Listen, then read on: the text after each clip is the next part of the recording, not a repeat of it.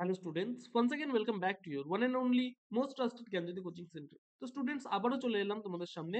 আজকে VSC understanding India unit number 3 থেকে তোমাদের কিন্তু কিছু এমসিকিউ নিয়ে আলোচনা করব, ইম্পর্টেন্ট কিছু এমসিকিউ। পরীক্ষা কিন্তু বেশি দেরি নেই, সুতরাং এই সমস্ত এমসিকিউ গুলো সবাই খাতায় নোট ডাউন করে রাখো। এটা আমাদের পার্ট নাম্বার 5।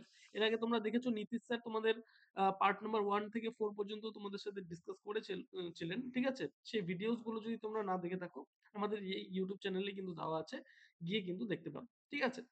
তো স্টুডেন্টস চলো শুরু করা যাক আজকের ক্লাসটি। এবং ক্লাসটি শুরু করার পূর্বে তোমাদের বলবো, তোমরা যদি আমাদের সাথে অনলাইনে যুক্ত হতে চাও, ঠিক আছে, জ্ঞানজ্যোতি কোচিং সেন্টারের থেকে প্রোভাইড করা মানে 100% কমন সাজেশনস এবং নোটস পত্রগুলো যদি পেতে চাও অবশ্যই যোগাযোগ করো। জ্ঞানজ্যোতি কোচিং সেন্টারের অফিসিয়াল দুটো হেল্পলাইন নাম্বার, সেটা হচ্ছে 7076398606 অথবা 6295916282 নাম্বার। এই দুটো নম্বরে তোমরা যোগাযোগ করে কোর্স ফি রিলেটেড যত সমস্ত কোয়ারিজ রয়েছে এবং অন্যান্য কোনো যদি ডাউটস থাকে তাহলে কিন্তু আমাদের এই দুটো নম্বরে যোগাযোগ করে শুনে নিতে পারো। চলো শুরু করছি আজকের ক্লাসটি। দেখো 1 নম্বরে বলেছে হিস্ট্রি অফ হিন্দু হিস্ট্রি শীর্ষক বইটির লেখক কে? এ নাম্বার হবে অ্যান্সার। এখানে 4টা তোমাদের অপশন দেওয়া রয়েছে। এ নাম্বার হবে অ্যান্সার তোমাদের প্রফুল্ল চন্দ্র রায়। Very very important, Prafulla Chandra রায়, ঠিক আছে। নাম্বার 2, 1857 শীর্ষক বইটির লেখক কে? ঠিক আছে, বি নাম্বার হবে অ্যান্সার। এটা হচ্ছে সুরেন্দ্রনাথ সেন। সুরেন্দ্রনাথ সেন, বি নাম্বার হবে অ্যান্সার। নাম্বার 3, গান্ধীজি সত্যাগ্রহ সভা, ঠিক আছে, কোন শহরে প্রতিষ্ঠা করেন? এই সত্যাগ্রহ সভাটা 1919 খ্রিস্টাব্দে হয়েছিল। কোন শহরে প্রতিষ্ঠা করেন? ডি নাম্বার হবে অ্যান্সার, সেটা হচ্ছে বোম্বেতে। বোঝা গেল?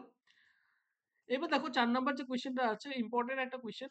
জালিয়ানওয়ালাবাগের হত্যাকাণ্ডের ফলস্বরূপ রবীন্দ্রনাথ ঠাকুর নাইট উপাধি ত্যাগ করেন, এটা আমরা সবাই জানি। তাকে এই যে নাইট উপাধি, এই নাইট উপাধি রবীন্দ্রনাথ ঠাকুরকে কে দিয়েছিলেন?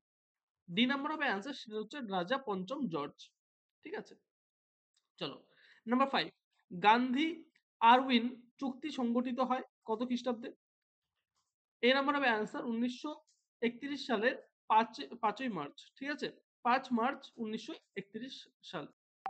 6 নম্বর কোশ্চেনে আসি, গান্ধীজি হরিজন সেবক সংঘ গঠন করেন কবে?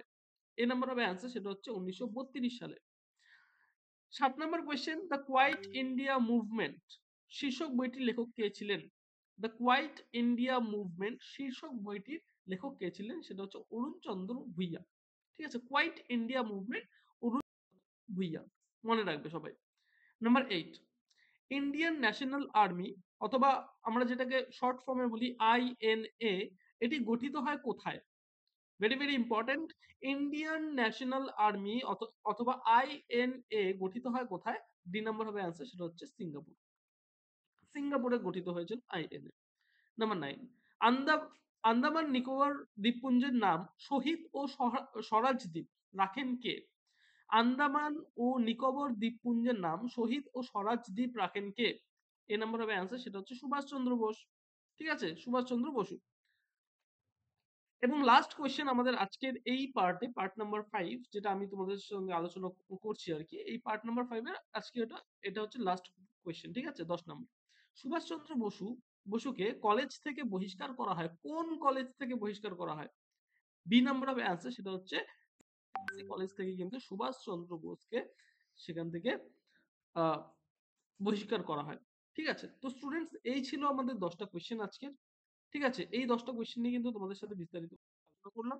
দেখা হচ্ছে আর একটা নতুন ভিডিওতে নতুন কোনো টপিকের সাথে। Till then keep learning, keep exploring, এবং আমাদের এই ইউটিউব চ্যানেলটা কিন্তু সাবস্ক্রাইব করতে কেউ ভুলো না। Thank you so much.